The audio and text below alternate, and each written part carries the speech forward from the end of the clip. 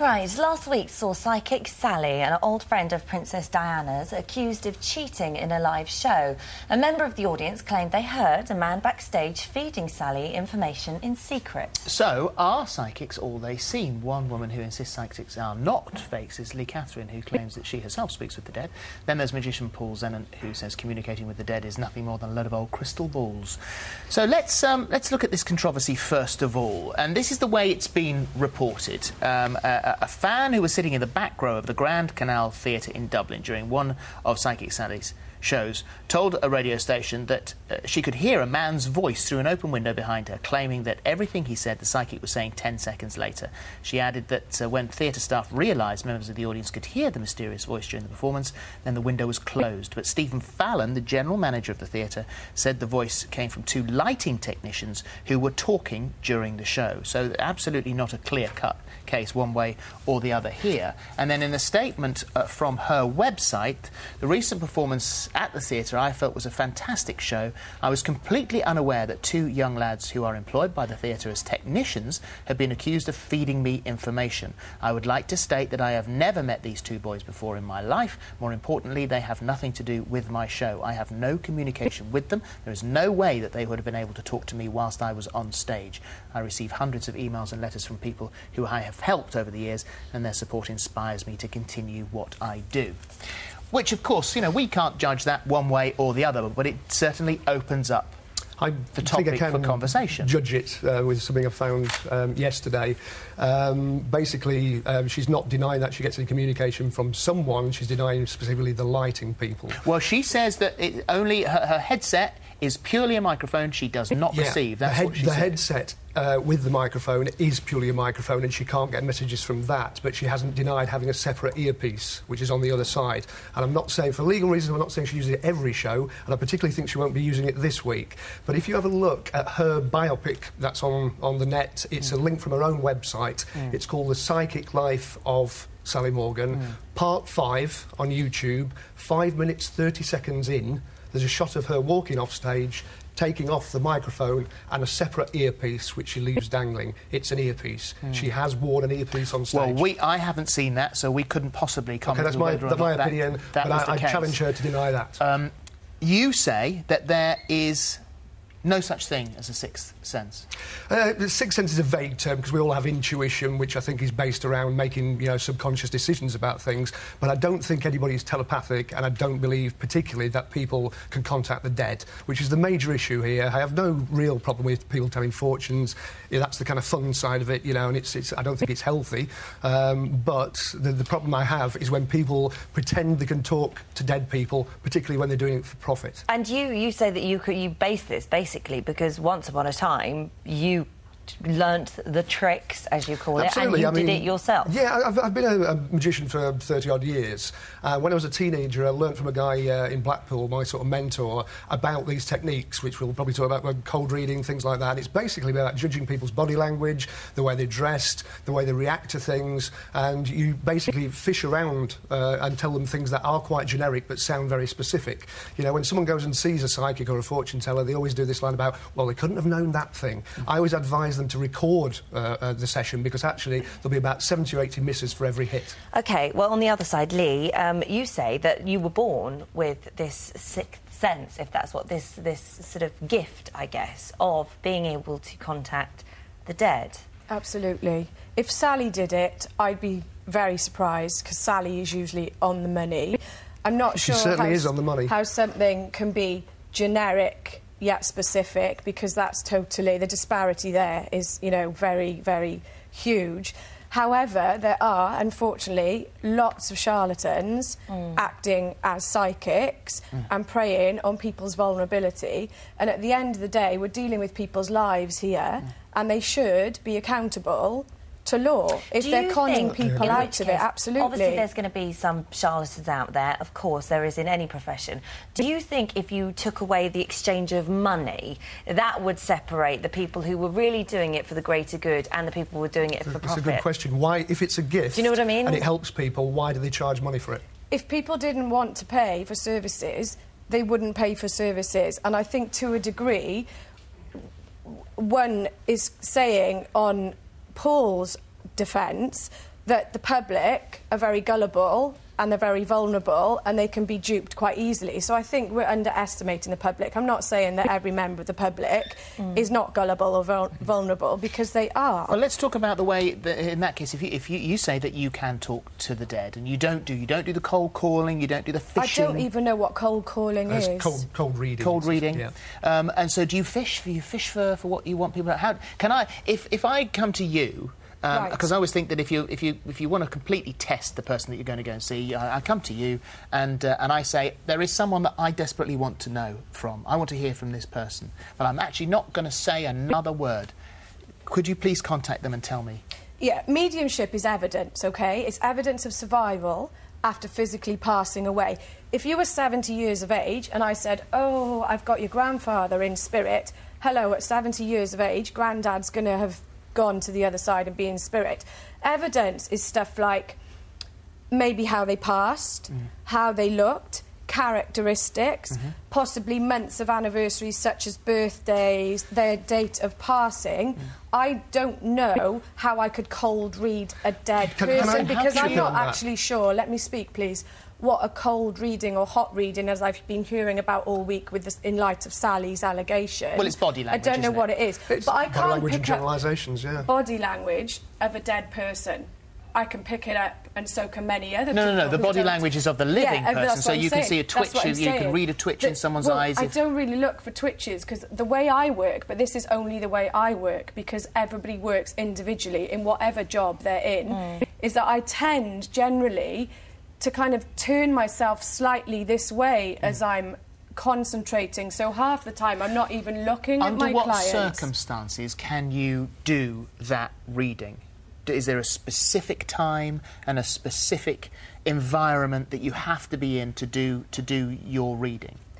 When I'm booked, I mean, there needs to be peace and quiet. Yeah. And that's Can you do it for me now? Not now, because Why? I've come on here to debate stuff. I've not come on here to be a trick pony. I'm not saying I can't do it, but there's a room full of people. In 150 years of this, and there's no proof. I also say to people, I don't read in public because I do to a degree, but I never know what's going to come out because we don't. Because everybody's lives, they're confidential and they have a right to confidentiality. I can give you examples of things that I've done in terms of bringing evidence that there is life after death. I have no, problem with that. Where is the evidence? But there's evidence. Where? What? If you let me finish, please, I'll give examples of what I've said to clients, and clients have taken great comfort and reassurance from that, The proof is when I've described to them how their loved ones who they've lost, whether it's a husband, a child, a mother, a father... But where is some actual evidence excuse me, how they've looked, what they passed away from. It isn't anecdotal. It is scientific because it's proof. OK, so science therefore, is about Lee, proof. Yes, and there is none. I just want to ask you then, so we've heard how you do it. When you were doing this, before that you decided not to do it anymore, you were doing cold reading and fishing, and I just wondered whether you could give us a sort of example of how you do this and how easy it is. Well, absolutely. I mean, the important thing that we haven't covered, which is what most of the stage psychics use, is actually pre-show work. It's not just the cold reading, that comes later. The pre-show work is basically people milling about in the foyer, listening to conversations of people as they're going into the theatre. There's plenty of people wandering around with handheld radio microphones in the theatre, listening to stuff which is being fed back to the medium a lot of the time. Can I just read you, this is from Sally Morgan's website. Get to the venue early to take full advantage of the many ways that Sally can give you a message. You can complete one of Sally's love letter cards in the venue foyer and leave a question for Sally. You can leave a video message on Sally's special psychic cam, and you can bring a photo of a loved one past and Sally able to connect with them in a spirit world. Once again, so all this stuff has been handed in. Once again, we don't know how, but we don't know how she's interpreting that. We don't know how she's using it because she's not here to defend herself. So it's important that she says that. But you say you can use a handful of questions to get a response. Sure. So would you do that? Okay. Do that now. Let's do that. We will come back to you, by the way. No don't worry. Right. These are what are known as Barnum statements, and it's basically, well, let's just do it. Five quick things. Directed at person one who's viewing this. You make friends very, very easily, but you've actually got very few close friends, and part of the reason for that is because you tend to bottle things up and you should let things go, and fairly recently you feel you were betrayed by a friend, it's actually partly your own fault, but you still feel like you're betrayed by a close friend. Secondly, there's an older man that you associate with the initial B, an older man who's probably in your family or close to your family, and he's always suffered long-term with a pain at the sort of back of his chest region, OK? But when you think of him, you always think of that daft thing that he does that makes you laugh. Thirdly, you're generally outgoing. You make friends easily. That would apply to number 1 as well. You are sociable, but just occasionally you feel really detached and insecure about yourself. It's almost as though you're kind of zooming out and watching yourself from a camera from above, something like that. Number 4, you've got a scar. It's only a small scar, and it's not from an operation. It was from an accident you had years ago, and it's on your left leg in the middle. Number 5, you have a recurring dream, final one, recurring dream where you're falling, right? Not falling, but almost flying down an escalator or some stairs, right? This alternates, you only have it very sporadically, with a dream about being held underwater. You're struggling to catch your breath, OK? Well, it's kind of me, basically. All the way through, she's going, that's me. That's me. That's me. That's totally... The letter B, my dad's Brian. I have got a scar on my left leg in the middle. All of those things. Like... all of those things in some way. Think about your father for a second. Like, I'm on TV, so everybody thinks, oh, you're all chatting, this, that, and the other. But, you know, when I get home, I'm really quite quiet. Why am I getting a picture of your dad in a kind of greenhouse or a conservatory? Did he used to do a joke about something to do with people in glass houses shouldn't throw stones, something like that? So what you... Okay, my dad does work for Double Glazing. Really freaky. So what? Think about your mum. You can think about your mum, because I won't say here, but there's a small plane going past there, and I'm getting a picture of something when you were a teenager. There's something to do with a parrot repeating something about it's Pretty Polly, something like that. But then the parrot turns into an aeroplane, and you're shouting "Mummy." As a kid, you're pointing out the window and shouting "Mummy" at the plane. Does that mean anything? I don't know. Well, Pretty Polly might have been. But then I mean, you're doing this because you know it's fake. I mean, none of this is real. You're just making this up, aren't you? But cold reading. This has all been a scam to launch my career as a genuine psychic. I think it's very important that we get another side to the argument here. Lee, you have listened to all of that. I'm booking in myself for a reading later. What do you say? What do you say to all of that? It's pretty compelling stuff. It is compelling, and it's also, you know, these people that are acting as charlatans. I mean, it's the first I've heard about people. I'm sure they do it. I'm not denying that they do it. Stage psychics, as they're called, that send people as spies into the foyer and stuff like that. If I do a show, I can't afford to pay people to do that and get all the tacky thing and ask for photos and messages. I don't ask for that. But that's just me. I don't know how other people work. But the thing is, what I will say, I've uncovered a con artist who was posing as a psychic some years ago, and I approached Trading Standards to help out, and they basically refused. So if on there what are grounds? Because I was another psychic and they couldn't take my word for it. So my answer was, so if a doctor... Yeah, I think so. So I said, if a doctor reported another doctor for medical negligence to the GMC, would they not take their word for it?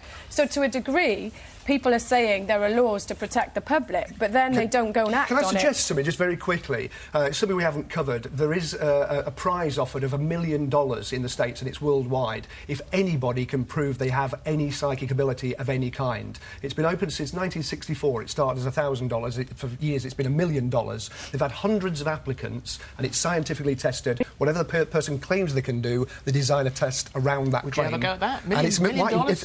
If someone is psychic, why has that not been claimed since 1964? $1 million. Donate it to charity. Maybe give it to a charity that deals with counselling the bereaved. Last word. Well, after my reading with Paul, I'm going to get him to give me a lift to Heathrow. Do you think you could have the $1 million? Oh, absolutely. And I'll give half of it to Paul if I win it, eh? Can we do that and come back and talk about it? We'll send a crew with you. We'll pay for your flights. Lovely. I love the States. Cool. Terrific. OK, $1 million. The James Roundy Educational Foundation, if anybody wants to apply for that. So, thank you both very much indeed. You're welcome. Thank you. Thank you. Did Paul's psychic reading relate to you? Yes.